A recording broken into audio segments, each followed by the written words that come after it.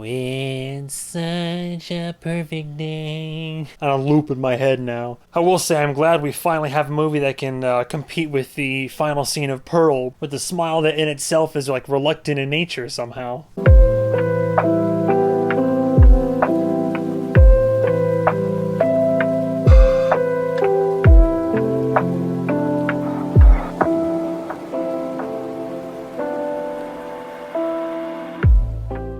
今度は今度。今は今。今は今。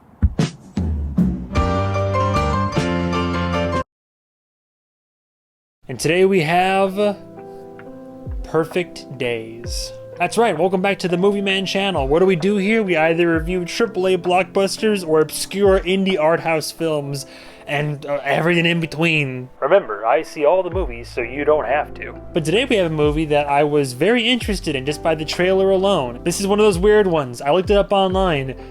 Technically, quotation marks here, this is a 2023 release. Only in that, it hit Germany at the end of December.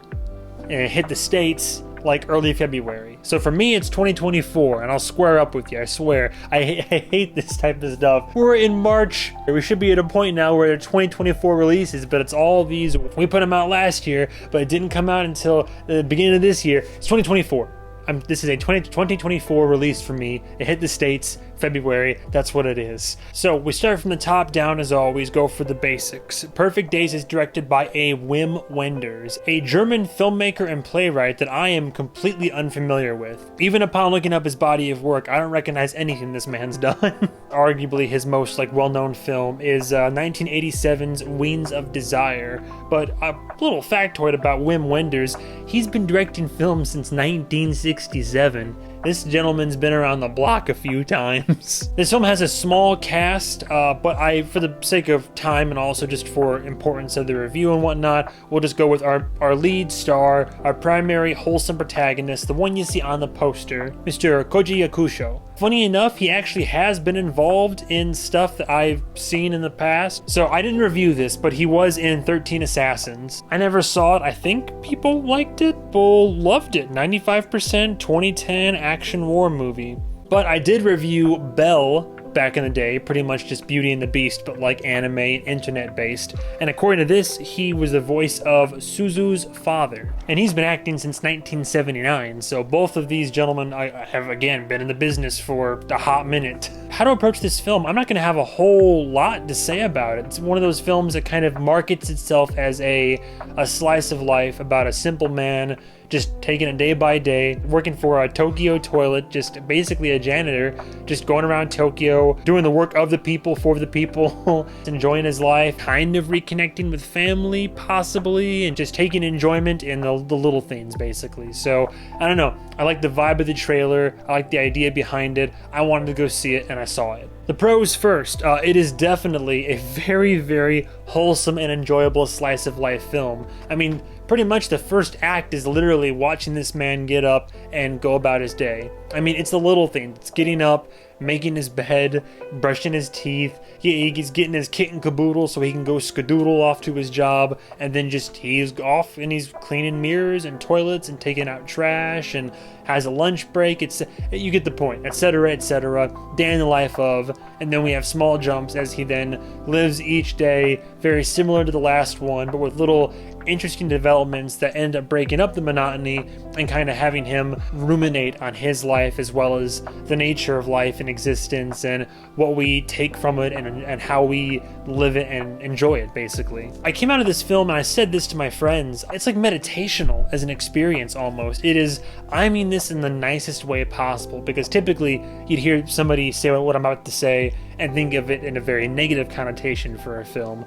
I could fall asleep to this movie, but in the best of ways. I could put it on in the background, light beats in this film, or like gentle songs or something, but honestly, there's something just very calming and satisfying about watching this man just do his duties for the day, almost kind of just doing chores, but just going around, and the fact that he's doing these simple tasks and takes like pride in his work to it, not overabundance of it. There's self-fulfillment there, and he takes pride for what he does and just living a simple pure existence and having his little things that make him happy, and whether it's caring for plants or taking photos of how the sun comes through the leaves, and I forget what the word is that describes that, but that's like a core premise of the film too as well. It was soothing, it was calming. There's like minor moments of some tension here and there, but this film doesn't really have a lot of conflict. Maybe at some point he has kind of inner conflict a little bit in his heart as he confronts some of the things that he's let go from his past life. Inyon, or familial Inyon, I suppose. And on that note, every now and then I see a film, or I talk to a person, or I see some piece of media that refreshes this particular perspective that I sometimes manage to adopt, which is that we sometimes need to appreciate the simple and little things. This movie does that in spades. More specifically, this movie shows us a character or a man who is doing that in spades. I tried to start doing that, especially while I was in therapy and even after. Like, it's hard to do sometimes, and you get caught up in the hustle and bustle of life. So much of life is enjoying the little things. There's that little several minute piece from the end of Soul that made me cry a lot. It made me like not feel like blowing my brains out for a minute, and it's the same kind of premise and conceit. The feeling of rolling down the window and the wind in your hair while you drive, the feeling of, if you like sand between your toes on the beach, that first bite into a fresh slice of pizza, or like when someone brings a sushi roll to your table, or seeing a movie in the big screen and finally the lights go down and it starts, or satisfying click of a key in a lock, or when you have like a brand new gel pen and you're writing on paper and it's taking to it so well.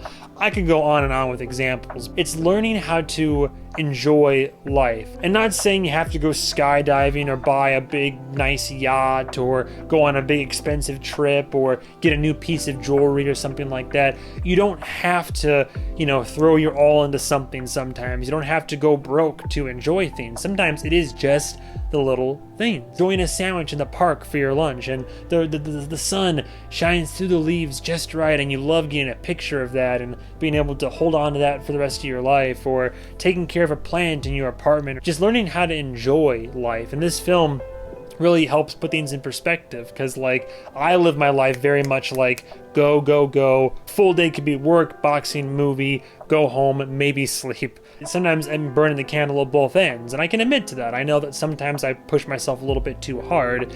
Sometimes we just need a good old-fashioned lazy day, or sometimes just a day where you don't have anything to do. You don't have anything scheduled, nothing on the docket, as it were. You can just exist. You can go out and enjoy the little things. And this film is important because it's a reminder of that sometimes the simple existence that we all share, and like the life that we're living, just what we are and what's around us, sometimes in moments it can be enough. Great performances with very minimal dialogue. Unless I'm mistaken, our main character probably has like a page or less, maybe a couple pages, but our main character, I don't think he speaks until Act 2, if I'm not mistaken. Like, he's very non-verbal because he does not speak unless he absolutely has to or feels like he needs to. He keeps to himself. Again, it's kind of part of that like being content, and it's that just I keep it to myself, minimal dialogue.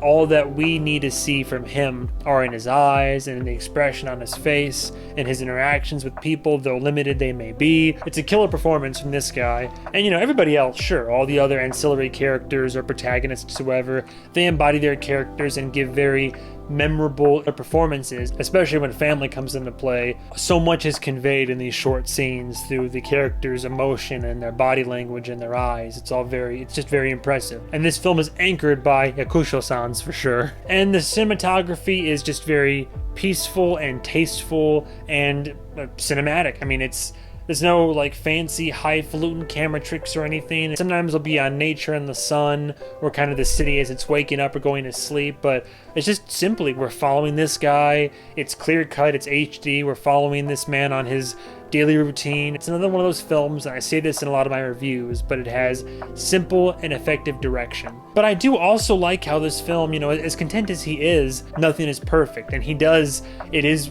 slowly kind of revealed that there's a little bit more under the surface. He's not completely at peace. There's both yin and yang, as there is in all of us. So it shows you that that's also okay. You can have a simple life, or you can be content in life, but you're also going to have aspects of your past you're perhaps holding on to. Not every day is going to be a perfect day. There's going to be some days that are definitely, imperfect, that aren't great, that have a lot of bad stuff, and life often is complicated and gets in the way. But at the end of the day, you kind of just gotta try to walk away from it all with a smile on your face and just try to push forward. And yet we always still carry that with us inside. So I think the film acknowledges that, but also lets us know it's still going to be all okay. And it's a side note, but I love the way that dreams are handled in this film. They're not very clear-cut and obvious, but whenever he does go to sleep and dream, they're abstract, and visually they're a kaleidoscope of images from his days, some subconscious thoughts, and just odd abstractions that are probably things that he caught out of the corner of his eye over the course of a given day, and are all kind of melding together in one. From a creativity standpoint, I thought they nailed dreams in that sense. The only possible detraction I have from this film, it's pacing and length. And again, it's just a bit of a nitpick, but what stops this from being a perfect film in my mind that I would love and adore, while some films out there could stand to be longer, I thought this film, you could shave a little bit off. I don't want to shit on it. Like, I get why some scenes lasted as long as they did, why some interactions were as long as they were. This film lets you like marinate in every scene and all these moments and all that. I get it.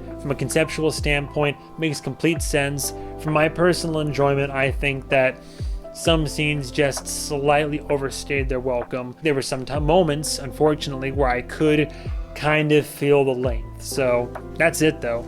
I got nothing else bad to say about the film. Aside from that, it's damn near perfect. It's a perfect day.